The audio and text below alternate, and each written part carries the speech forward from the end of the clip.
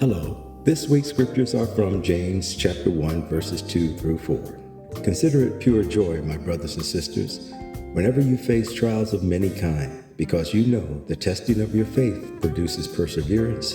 Let perseverance finish its work so that you may be mature and complete, not lacking anything.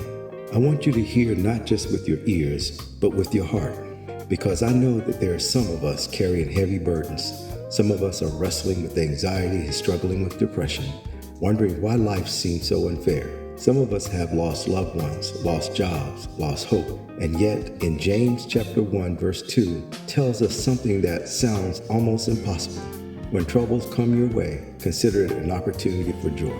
Now, wait a minute. Joy in suffering? That's not what the world teaches us. The world says if you're struggling, something's wrong. The world tells you to escape, numb the pain, and find a shortcut. But God's word says something different. It says trials are not just obstacles. They are opportunities to grow and strengthen our faith and deepen our trust in God.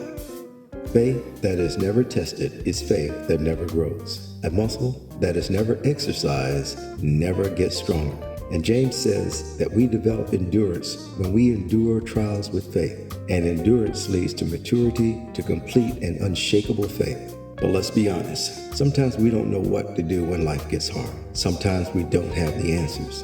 And James chapter 1 verse 5 says, if you need wisdom, ask our generous God, and he will give it to you. But here's the key. When you ask, do not doubt.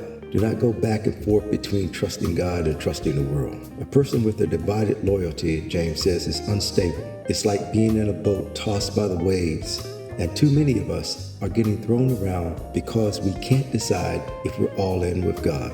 We live in a culture that celebrates pride and money, status, and self-sufficiency. But James reminds us it will all fade away like a flower in the sun. The only thing that will last is our relationship with God. That's why we must seek humility. That's why we must trust in something greater than ourselves. Now let's talk about temptation for a minute, because the enemy is working overtime. Social media is pulling at our desires. The world is feeding our flesh. And James makes it clear, temptation does not come from God. It comes from within, from the unchecked desires of our heart. And if we let those desires take root, they will lead us to destruction. But here's the good news. Whatever is good and perfect is a gift coming down from God our Father.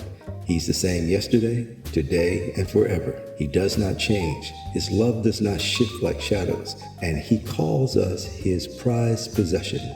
That means you are not forgotten, you're not worthless, and our struggles do not define us. So I challenge you today, instead of running from your trials, embrace it as an opportunity. Place your faith completely in God. Instead of letting temptation control you, lean into the perfect gifts of the Father, because in the end, those who endure will receive the crown of life. My friends, it's all worth it. Have a lovely week.